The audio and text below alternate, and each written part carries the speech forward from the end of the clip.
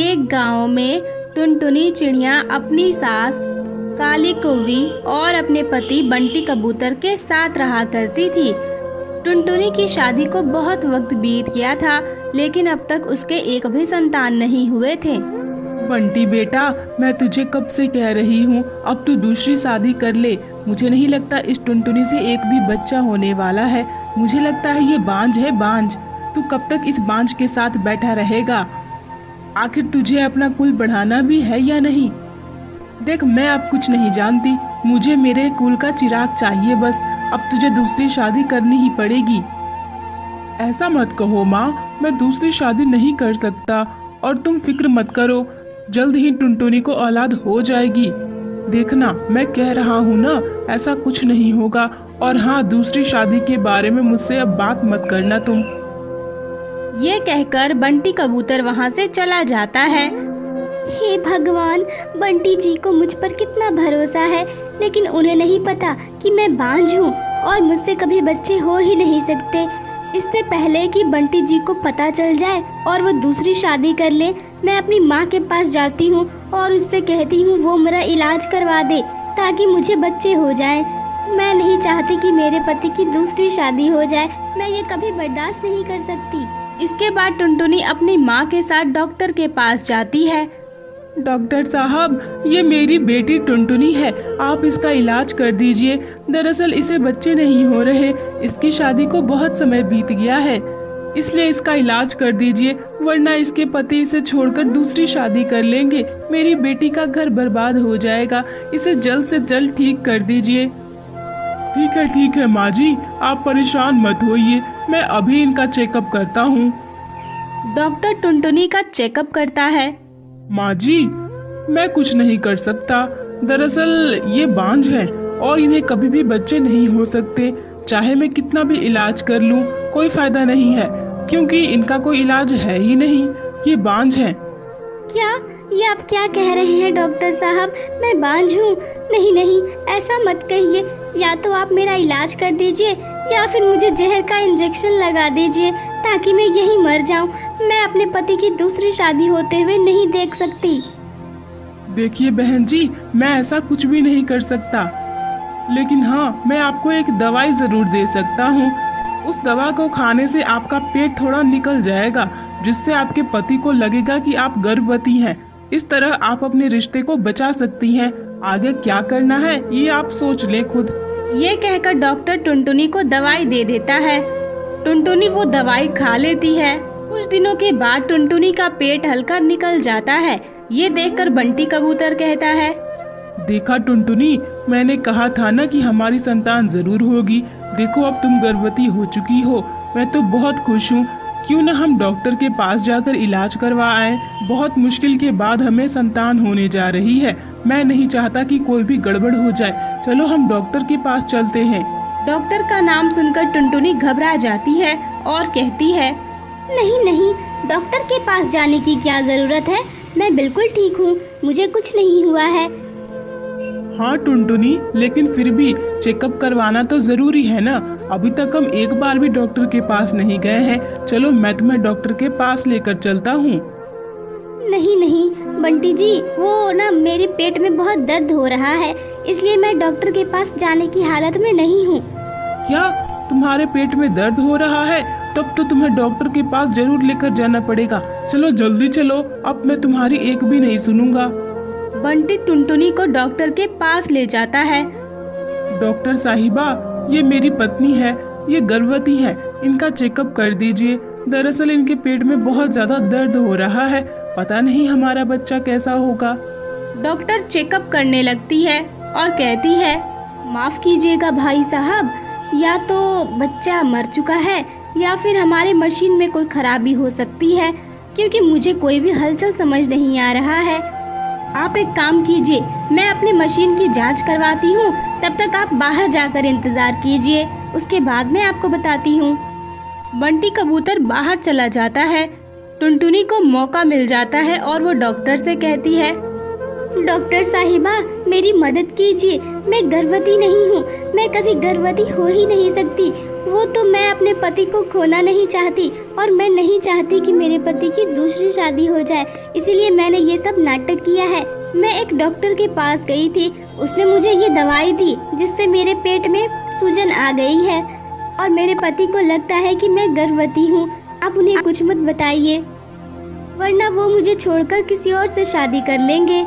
ठीक है बहन जी, आप एक काम क्यों नहीं करती, आप कोई बच्चा गोद ले लीजिए और अपने पति को कह दीजिएगा कि ये आप दोनों का बच्चा है।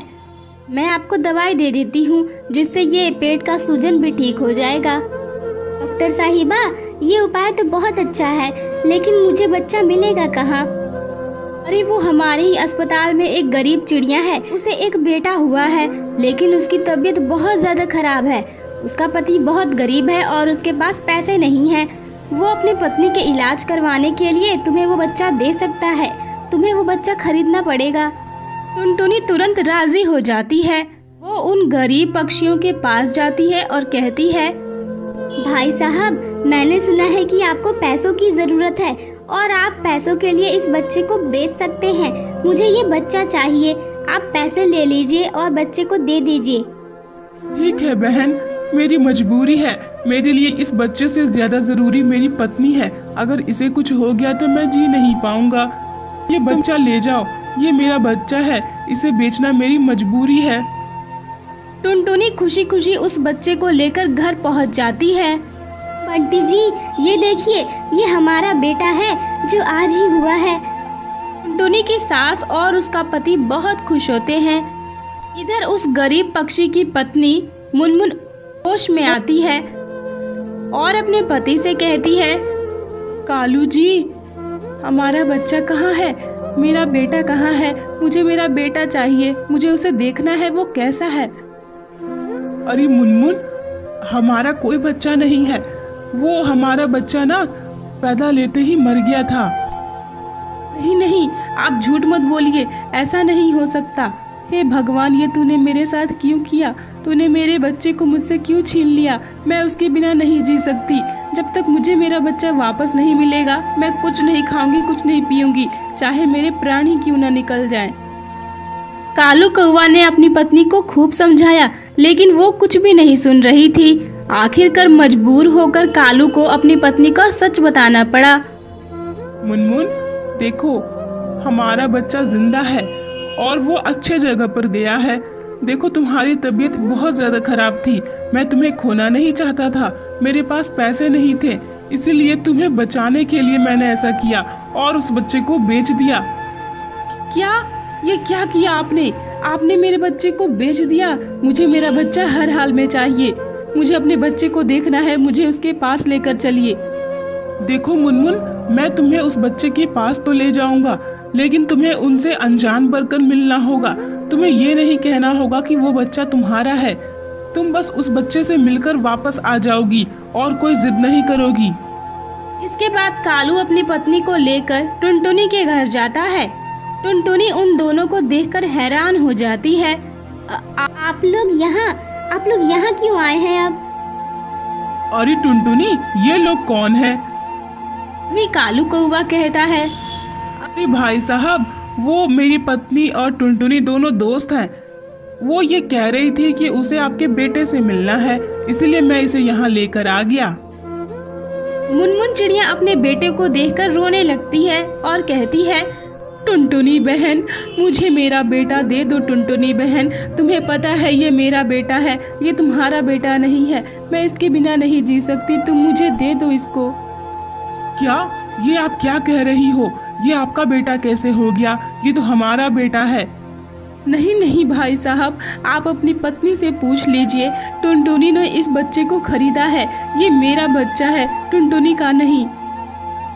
टुनटुनी, क्या ये सच कह रही हैं? मुझे माफ़ कर दीजिए, मैं कभी माँ नहीं बन सकती। मैंने सोचा अगर मैं आपको ये बताऊंगी तो आप दूसरी शादी कर लोगे, फिर मेरा क्या होगा, इसीलिए मैंने आपसे झूठ बोला।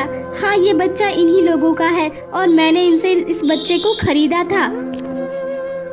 टुनटुनी, मुझे तुमसे ऐसी उम्मीद नहीं थी। मैंने तुम पर इतना ज्यादा भरोसा किया और तुमने मेरा भरोसा तोड़ दिया। तुम चाहती तो मुझे सच बता सकती थी, मैं पूरी जिंदगी बे औलाद रह सकता था, लेकिन मैं दूसरी शादी नहीं करता। पर तुमने मुझे सच नहीं बताया। तुमने बहुत बुरा किया। चलो अब इनके बेटे को जल्दी इन्हें दे दो।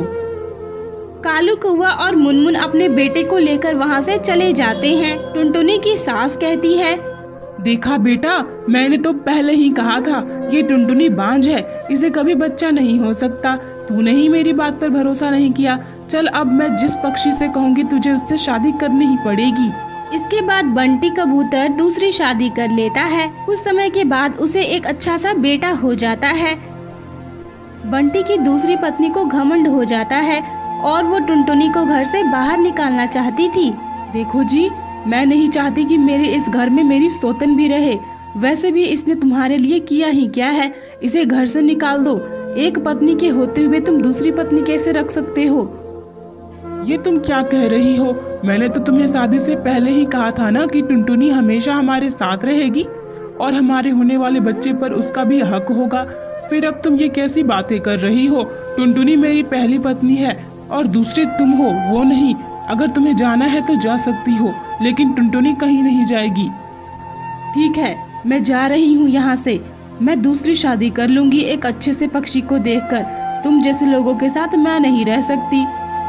ये कहकर उसकी दूसरी पत्नी वहाँ से चली जाती है। इसके बाद टुनटुनी अपने पति और अपने बेटे के साथ हंसी खुशी रहने लगती है।